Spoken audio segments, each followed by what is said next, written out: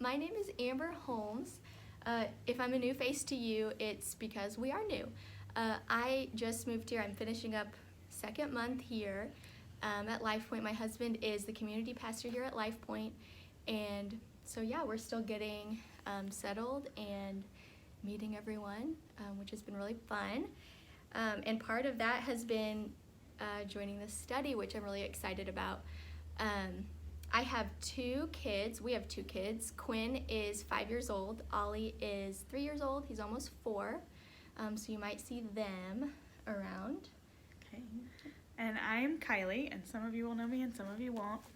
My husband Kit has been at LifePoint forever, and I've been here a long time too. And we lead the 5th and 6th grade ministry for preteens and just love them. It's a fun age.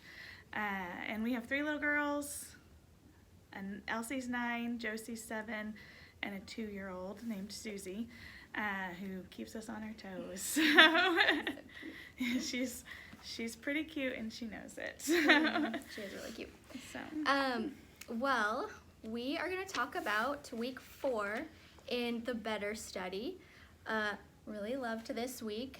My main takeaway of it is kind of the first point in Hebrews 4:15 is that we have a great high priest who sympathizes with us in every way, which is really comforting, and I love that. So I wrote down, our priest doesn't just make sacrifices, he is the sacrifice. He has been tempted in every way that we've been tempted with, and has suffered and has been weak in the same ways we have. Yeah.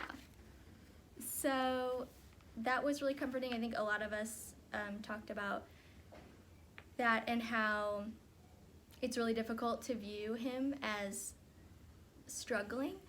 For me, I thought, because I can't really reconcile someone being perfect and struggling at the same time. So that's kind of what we talked about a lot there, which I loved.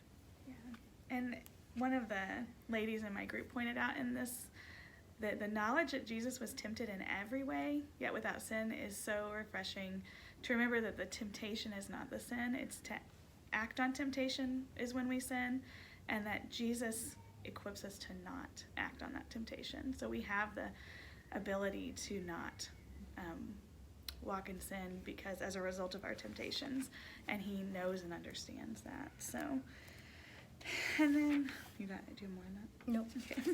Okay. We went on to read the verses where it talks about Jesus being our high priest, and this whole week was about him being a better high priest, and that she connected in the study with 1 Peter 2:9, where it talks about us being a royal priesthood, and really challenged us with how we are being that priesthood to those around us.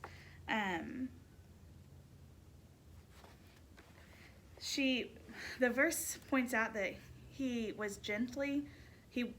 dealt gently, with the ignorant and the wayward, and we were challenged to look in our sphere of influence and see the ignorant and the wayward, and how do we deal gently with them, and just to consider what it means to be a priest to those around us. And one thing that was brought up at our table was just that priests come before God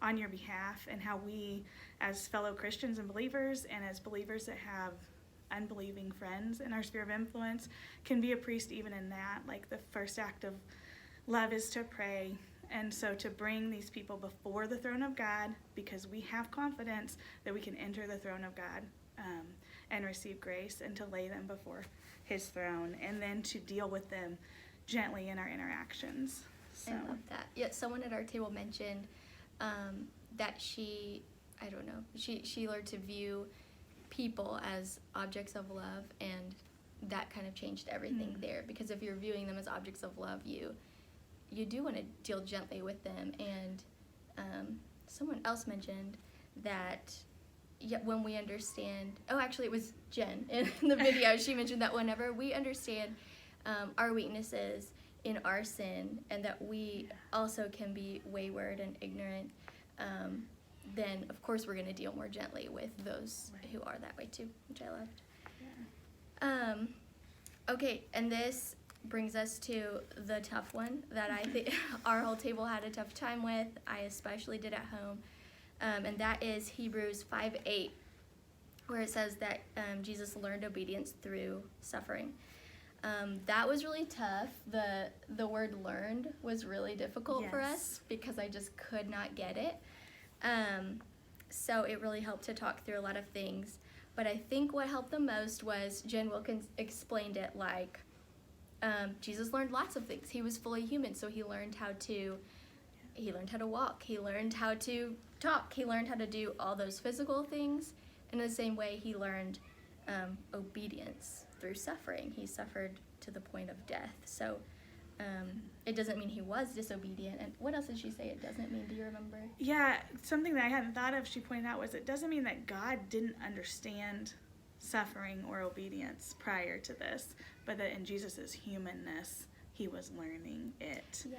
So it's the fully God, fully man that is hard for us to wrap our minds around. Yeah.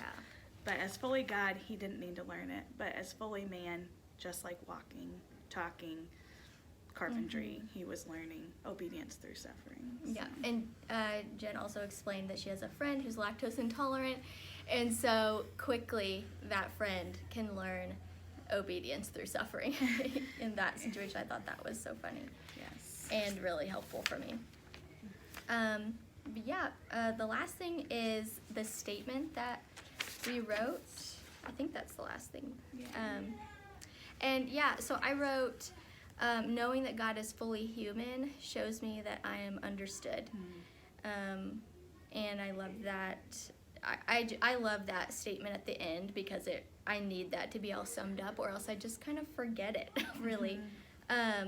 So, and then I put a step that I can take this week to better live in light of that is I can move forward more boldly, knowing that my weaknesses and temptation and suffering has already been felt and seen and overcome by Jesus. So that was comforting to me. Yeah.